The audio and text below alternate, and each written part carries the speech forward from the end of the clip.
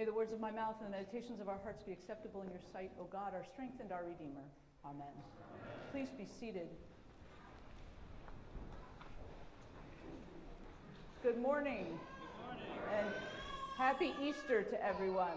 It is so good to see you all here this morning.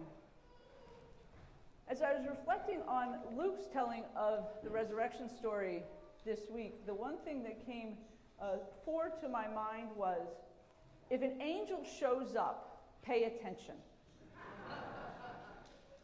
Because angels only show up when something important or transformational is about to happen. And the writer of Luke's gospel loves angels. And Luke especially loves angels when it comes to Jesus. If we think back to the beginning of Luke's gospel, the angel Gabriel appears to the Virgin Mary and asks her to bear God's son. An angel appears to Zechariah and says to him, Zechariah, your wife Elizabeth in her old age will bear a son. Zechariah doesn't believe the angel and is struck dumb for 9 months until that baby is born. An angel appears to Joseph in a dream to warn him to take Mary and Jesus and flee to Egypt to escape the wrath of Herod. And then an angel appears in a dream again to tell Joseph to return. Again, so the prophecies will be fulfilled that they will call him a Nazarene. Now, these angels are not your precious moments angels. These are not the sweet things.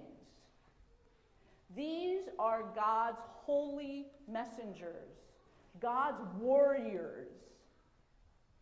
These are the 7-foot angels with flaming swords. So they're not saying, oh, it'll be okay. Don't worry anything. God will take care of everything. No, these are angels essentially giving commands. This is what you're going to do. And Luke's gospel introduces us to a pair of angels this morning again, the men in dazzling clothes.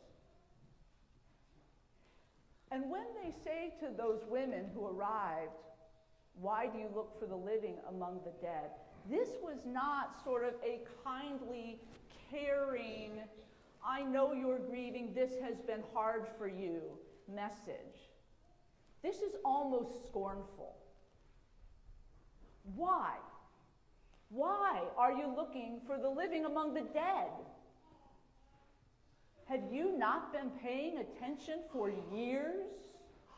Have you not been listening to what Jesus has been telling you over and over and over again? The women fall on their faces, and I can imagine, Luke does not record, but I imagine the angels looked at them and said, get up. Get up. There is nothing to be found with your face in the ground. You can do no work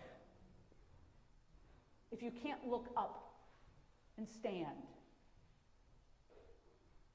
and speak and witness. Get up. Set aside your grief. Set aside your anxiety. And the angels remind them of all that Jesus had told them. That he would be crucified and rise again on the third day. Why are you surprised that the stone is rolled back? Why are you surprised to see the linens and the herbs here? He told you what was going to happen. Why did you not believe? Why did you even come here this morning? I'm not asking you that question. The angels are saying, why did you come here this morning? Your work is not here. Your work is out there. Your work is not what was. Your work is what is to come. Jesus has walked with you all these years. You have experienced his miracles, his healing, his feeding of thousands of people. You have watched lepers be cleansed. You have watched the mute speak and the lame walk and the blind see. None of that's going to happen here with your faces on the ground. What is to come is only going to happen out there. And the questions that the angels asked the women that morning, I think, are really good questions for us. Why do you look for the living among the dead? We might interpret that as saying, why do you live in the past? One thing I can tell you about the church is we are really good at living in the past. But that is not where we are called to be, to live, to exist. Because when we live in the past, not only do we miss what's going on right now in front of our faces,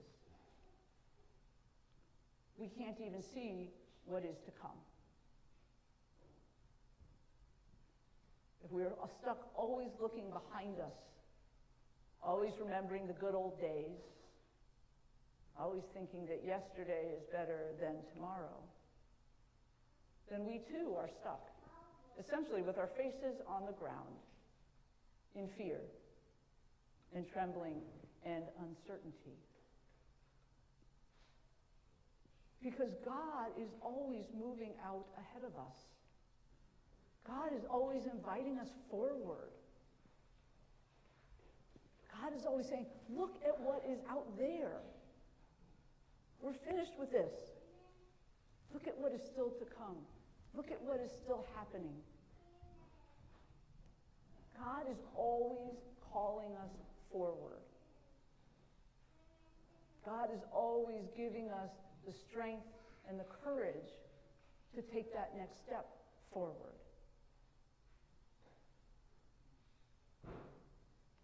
If we are always stuck where we've been, and we're never willing to step out in faith, to imagine the future, to be the faithful people that are following God's lead, then we are trapped. As the women were initially trapped that morning, wondering what happened, afraid and uncertain. But Jesus was not there. Jesus had gone. Because nothing more could happen in God's kingdom as long as Jesus was stuck in that tomb. As long as Jesus was in the tomb, as long as his disciples were stuck in their grief and their fear, God's work had stopped.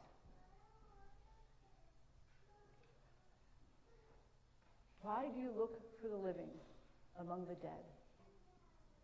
Wondering what's going to happen next? It's normal. We're human. We get stuck in our fears and our uncertainty. But one of the messages, the great messages of the resurrection, is that God is not where we were. God is where we are going.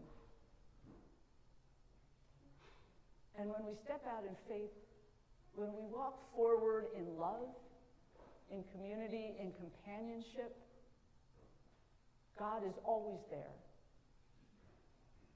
And we have no reason to look for the living among the dead. Amen.